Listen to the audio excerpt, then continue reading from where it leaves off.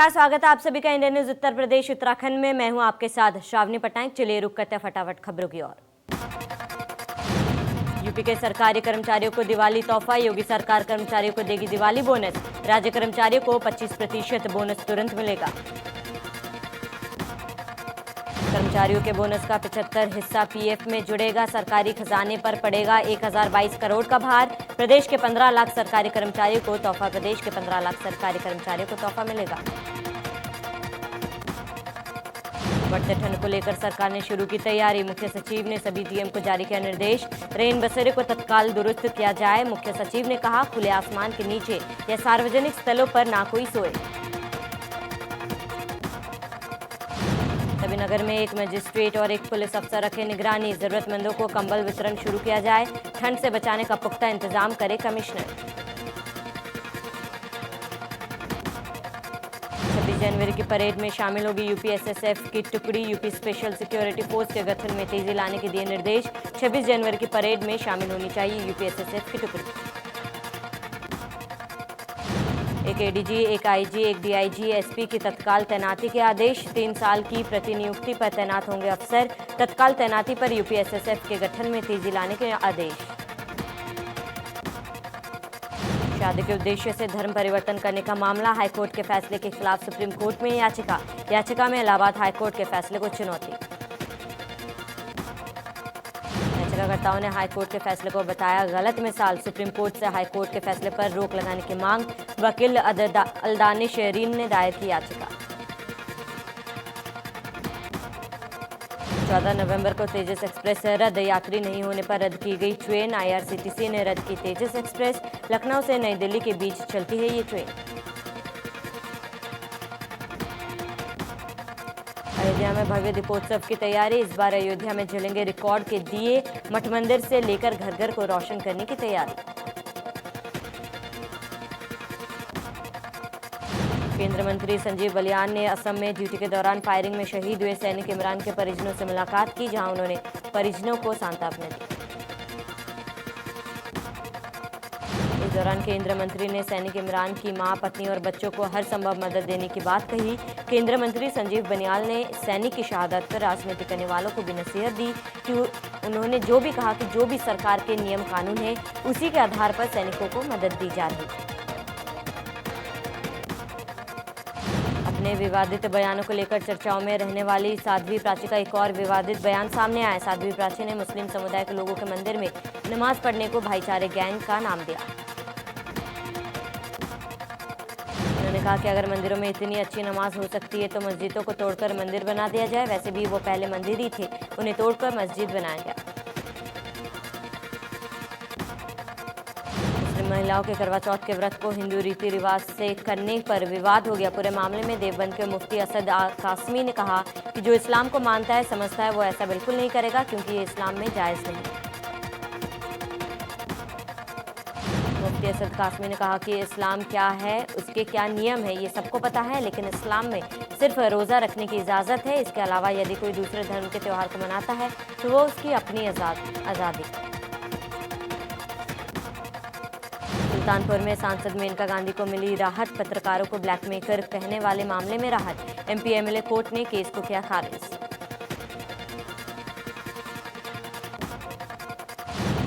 कौशाम्बी में बीजेपी विधायक शीतला प्रसाद पटेल और उनकी पत्नी पर सैनी पुलिस ने धोखाधड़ी का केस दर्ज किया। ये केस कोर्ट के आदेश पर दर्ज किया गया। आरोप है कि किसान की जमीन बीजेपी विधायक ने फर्जी तरीके से अपने पत्नी के नाम बेनामा करवा दिया था, जिसकी जानकारी मिलने पर किसान ने अधिकारियों से शिकायत की। अपर पुलिस अधीक्षक के मुताबिक कोर्ट के आदेश पर मुकदमा दर्ज कर लिया गया है, जबकि विधायक ने अपने ऊपर लगे सभी आरोपों को निराधार और विपक्षियों की साजिश बताई। दिवाली पर परिवहन निगम की बड़ी पहल। 11 से 18 नवंबर तक चलेगी स्पेशल बस। दिवाली पर लोगों को उनके घर तक पहुंचाने की तैयारी।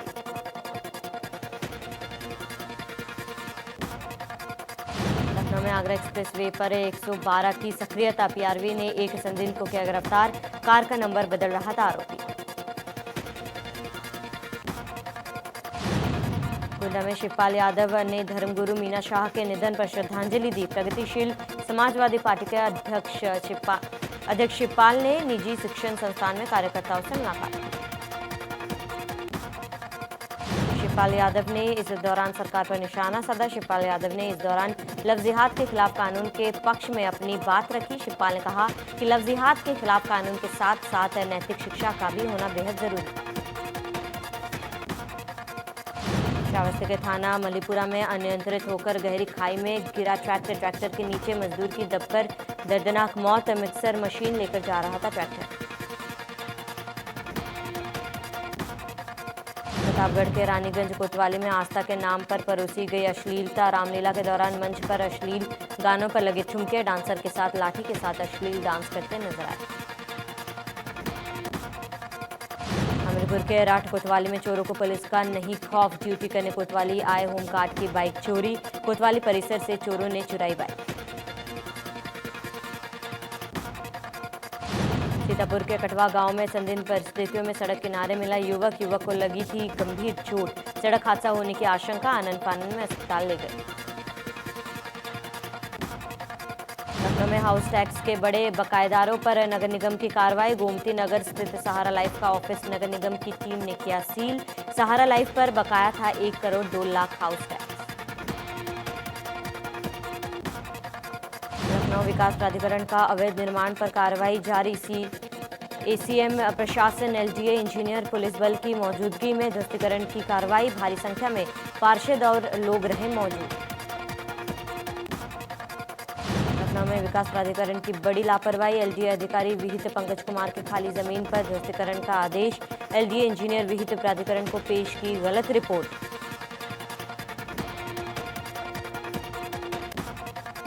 आगरा जिलाधिकारी कार्यालय पर बहुजन समाज पार्टी के पार्षदों का प्रदर्शन। टोरेंट पावर के खिलाफ किया हल्ला बोल प्रदर्शन। बसपा पार्षद ने कहा कि लॉकडाउन की मार से टोरेंट कंपनी पीड़ित मजदूर वर्ग को सता रही है।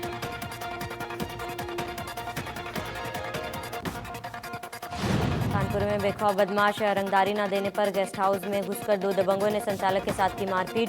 दबंगों ने संचालक को चाकू दिखाकर दी जान से मारने की धमकी। दबंगों की दबंगी सीसीटीवी में कैद। पीड़ित युवक ने बर्रा के जनता नगर चौकी इंचार्ज प्रमोद यादव पर कार्रवाई नहीं करने का लगाया आरोप। पीड़ित ने प्रशासन से लगाई न्याय की गुहार। शाहजहांपुर में धान खरीद नहीं होने से नाराज 5 किसानों ने टंकी पर चढ़ जान देने की धमकी। सेंटर इंचार्ज पर लगा किसानों को भगाने का आरोप। थाना रोजा के नवीन मंडी की घटना। गोरखपुर में स्पोर्ट्स की दुकान पर मिला अवैध पटाखों का जखीरा। 15 लाख के करीब पटाखों की कीमत। शिकायत मिलने पर सिटी मजिस्ट्रेट और सीओ ने की छापेमारी। गाजीपुर के भागपुर गांव में जमीनी विवाद में 2 पक्षों के बीच चली लाठियां। दोनों पक्ष के करीब 1 दर्जन लोग हुए घायल। मामले में पुलिस ने 5 लोगों को किया गिरफ्तार। लखनऊ में सीएए और एनआरसी प्रदर्शनकारियों पर इनाम घोषित। लखनऊ में लगाए गए कई जगह आरोपियों के पोस्टर। 8 प्रदर्शनकारियों को गैंगस्टर के मुकदमे में वांटेड किया घोषित। हैदराबाद के इंदिरापुरम क्षेत्र में रहने वाली विदेशी नागरिक की संदिग्ध हालात में हुई मौत। मृतक व्यक्ति ताइवान का रहने वाला था। पुलिस ने शव को कब्जे में लेकर पोस्टमार्टम के लिए भेजा। हैदराबाद के टीला मोड़ इलाके में फारूक नगर पहुंचे पुलिस अधिकारी। अवैध पटाखा गोदामों पर भी छापेमारी। पुलिस ने अवैध पटाखे किए जब्त।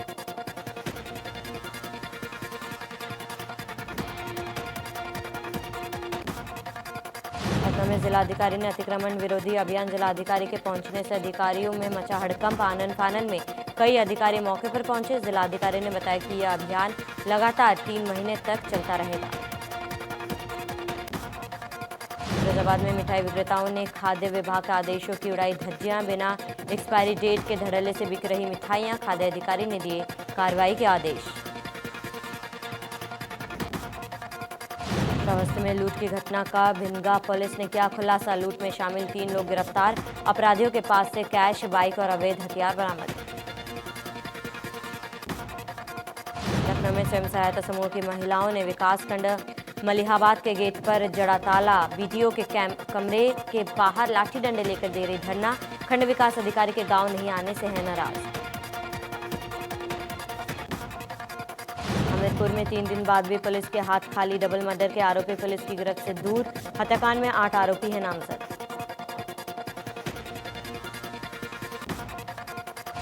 फैजाबाद पुलिस ने गायब कारोबारी को किया बरामद। 27 अक्टूबर को गायब हुआ था कारोबारी पराग घोष को पुलिस ने किया सकुशल बरामद। बुलंदशहर में इंडिया न्यूज की खबर का बड़ा असर। खबर दिखाए जाने के बाद जागा प्रशासन। मुख्य चिकित्सा अधिकारी मौके पर पहुंचे, दोषियों के खिलाफ कार्रवाई का निर्देश दिया। अस्पताल में गर्भवती महिला को नहीं मिला था स्ट्रेचर। फैजाबाद नेशनल हाईवे से सटे डासना के डीसीएम फैक्ट्री के माल गोदाम में अचानक आग लग गई। आग इतनी भयंकर थी कि कुछ पलों में आसमान काले धुएं से पट गया। मौके पर पहुंची पुलिस और फायर ब्रिगेड की टीम ने आग पर पाया काबू। हालांकि आग लगने के स्पष्ट कारणों का अभी तक पता नहीं चल पाया। मैनपुरी पुलिस का मानवीय चेहरा आया सामने। किसान को घसीटते हुए भेजा गया जेल। थाना प्रभारी निरीक्षक अजीत सिंह का मानवीय चेहरे कैमरे में कैद। किसान को कॉलर पकड़कर घसीटते हुए तस्वीर कैमरे में कैद। किसान प्रभारी निरीक्षक को देता रहा अपने निर्दोष होने की दुहाई। पराली जलाने पर 5 किसानों को भेजा गया जेल। पराली जलाने पर पुलिस के एक्शन पर कांग्रेस का हमला। कहा, पराली जलाने के मामले में किसानों के साथ हो रहा अत्याचार। सरकार सुप्रीम कोर्ट का आदेशों का उड़ा रही धज्जियां।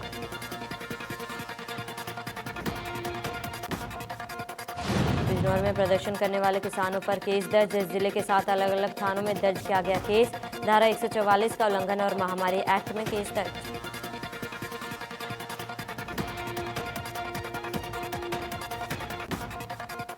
राजधानी दिल्ली से सटे ग्रेटर नोएडा में एक बार फिर गोलियों की तड़तड़ाहट से गूंज उठा, जहां 25,000 इनामी बदमाश से पुलिस की मुठभेड़ हो गई। ग्रेटर नोएडा पुलिस और बदमाशों के बीच हुई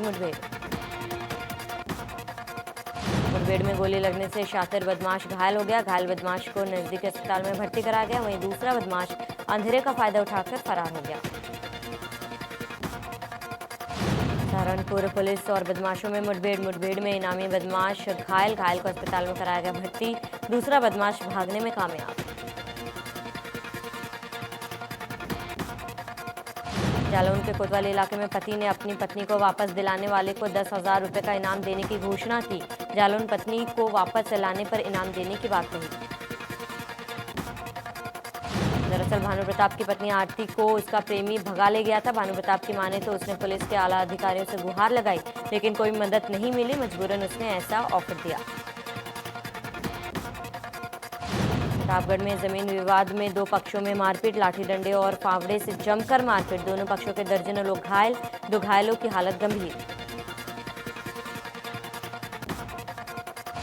आगरा के सिकंदरा थाना इलाके में देर शाम कार सवारों ने पूर्व ब्लॉक प्रमुख पर ताबड़तोड़ फायरिंग कर दी। गोली लगने से पूर्व ब्लॉक प्रमुख गंभीर रूप से घायल। इस दौरान कार सवार हथियार लहराते हुए मौके से फरार हो गए। आनन फानन में घायल को अस्पताल में भर्ती कराया गया। वहीं पुलिस केस दर्ज कर मामले की जांच में जुट गई है। कुशीनगर के कोतवाली थाना इलाके में 1 हफ्ते पहले हुई हत्या का पुलिस ने खुलासा कर दिया। महिला की हत्या उसका प्रेमी ने किया था। मामले में पुलिस ने हत्या में प्रयुक्त हथियार सहित 1 अभियुक्त को गिरफ्तार किया। प्रतापगढ़ में रिश्वतखोर लेखपाल का वीडियो वायरल। ग्रामीणों से वसूला जा रहा है पैसा। मुंशी के जरिए अवैध वसूली करा रहा लेखपाल कैमरे में कैद। एसडीएम ने घुसखोर लेखपाल ओम प्रकाश गुप्ता को किया निलंबित। बुलंदशहर में महिला अस्पताल की बड़ी लापरवाही। गर्भवती महिला को नहीं मिला स्ट्रेचर। महिला को चारपाई पर लेकर जाने को मजबूर परिजन। मथुरा में नाबालिग से गैंगरेप। कार सवार युवक ने दिया अंजाम। लिफ्ट देने के बहाने किया गैंगरेप। कोल्ड ड्रिंक में नशीला पदार्थ देकर किया रेप। कोरोना वायरस के मामलों में कल हुई बढ़ोतरी के बाद आज फिर मामलों में गिरावट दर्ज की गई। पिछले 24 घंटे में संक्रमण के 47,638 नए मामले सामने आए।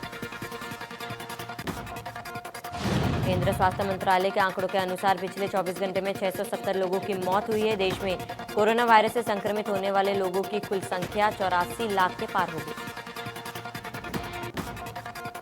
मंत्रालय के आंकड़ों के अनुसार देश में कोरोना वायरस से ठीक होने वाले मरीजों की संख्या में लगातार बढ़ोतरी।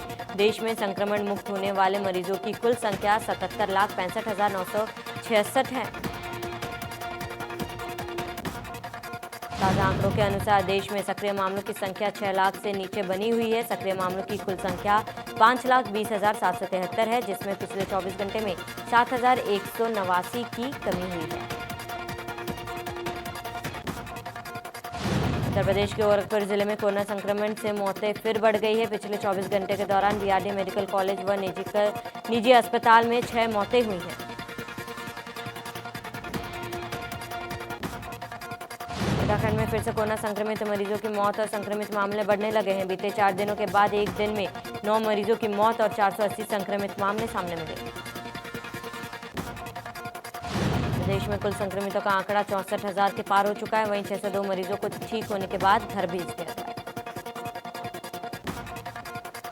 स्वास्थ्य विभाग की ओर से जारी हेल्थ बुलेटिन के अनुसार गुरुवार को 10,724 सैंपल नेगेटिव पाए गए। पौड़ी जिले में सबसे अधिक 118 कोरोना मरीज मिले। हरिद्वार में 25, बागेश्वर में 19, चमोली में 19, टिहरी में 19, पिथौरागढ़ में 14, उधम सिंह नगर में 10, उत्तरकाशी में 9 और चंपावत जिले में 2 कोरोना संक्रमित मिले हैं। उत्तराखंड के पौड़ी जिले में 80 शिक्षक शिक्षिकाओं के कोरोना पॉजिटिव मिलने पर 5 ब्लॉकों के 84 विद्यालयों को 5 दिनों के लिए बंद कर दिया गया। इन शिक्षकों ने ठीक स्कूल खुलने से पहले कोरोना जांच करवाई। वहीं एक कार्मिक के कोरोना पॉजिटिव मिलने के बाद शिक्षा परिसर पौड़ी में अपर निदेशक बेसिक के कार्यालय को भी 3 दिनों के लिए बंद कर दिया गया। जिले में इन दिनों कोरोना संक्रमितों की संख्या बढ़ती जा रही है। उत्तराखंड में 17 नवंबर से 10वीं एवं 12वीं के छात्र छात्राओं के लिए सरकारी आवास से स्कूल खुलेंगे। शासन की ओर से स्कूल खोले जाने को लेकर एसओपी जारी किए गए।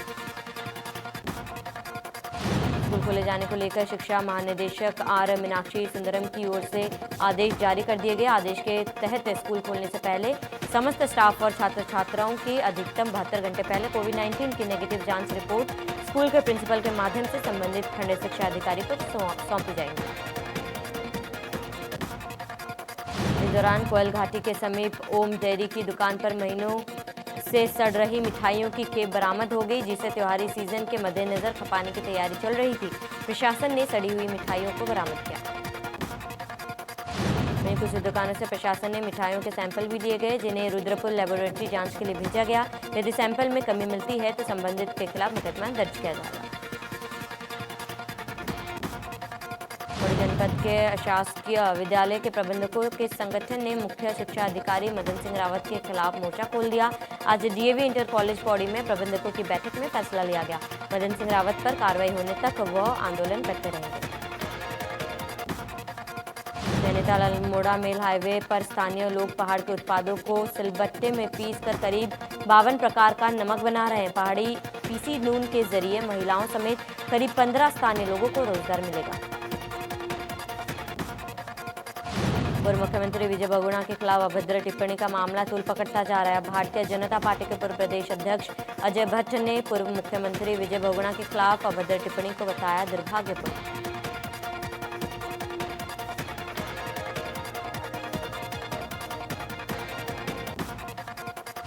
अमेरिका में मतदान के 2 दिन बाद भी राष्ट्रपति पद की तस्वीर साफ नहीं हो पाई। मतगणना के बीच डेमोक्रेट जो बाइडेन ने 253 निर्वाचक मंडल मतों के साथ निर्णायक बढ़त बना ली है।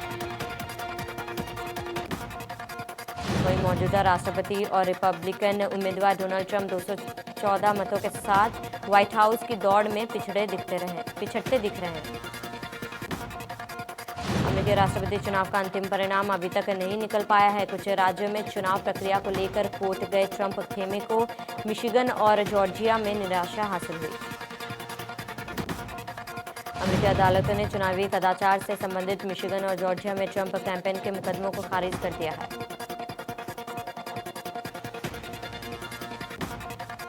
आर्मी चीफ नरवणे को नेपाल सेना ऑनररी जनरल की रैंक से नवाजा गया। नेपाल के राष्ट्रपति विद्यादेवी भंडारी ने किया सम्मान।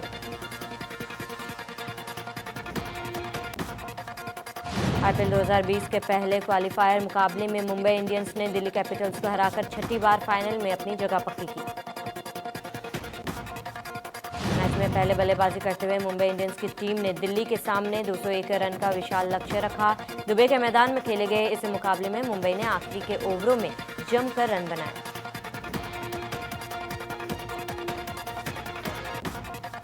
कठिन चुनौतियों से पार पाकर प्लेऑफ में जगह बनाने वाली सनराइजर्स हैदराबाद का सामना आईपीएल एलिमिनेटर में रॉयल चैलेंजर्स बेंगलुरु से होगा, तो वो जीत की इस लय को कायम रखते हुए खिताब की ओर अगला कदम बढ़ाने के इरादे से उतरेगी। टूर्नामेंट में धीमी शुरुआत के बाद दूसरे चरण में दमदार प्रदर्शन कर सनराइजर्स ने अंक तालिका में आरसीबी से ऊपर तीसरे स्थान पर रहकर प्लेऑफ में जगह बनाई। फिल्म स्क्रीन पर शाहरुख और सलमान फिर दिख सकते हैं एक साथ। शाहरुख की अगली फिल्म पठान में फिर मिल सकती है करण अर्जुन की जोड़ी। फिल्म निर्देशक अपूर्व असरानी ने पूनम पांडे के समर्थन में दिया विवादित बयान। सोशल मीडिया पर लोगों ने की निर्देशक की किरकिरी। अमेजॉन की वेब सीरीज मिर्जापुर 2 के खिलाफ लखनऊ कोर्ट में अर्जी दाखिलाकर्ता ने लगाए हैं यूपी बिहार की छवि खराब करने के आरोप। ए.आर. रहमान की बेटी ने फरिश्तों गाने के साथ किया इंडस्ट्री में डेब्यू। गाने के द्वारा दिया स्वतंत्रता का संदेश।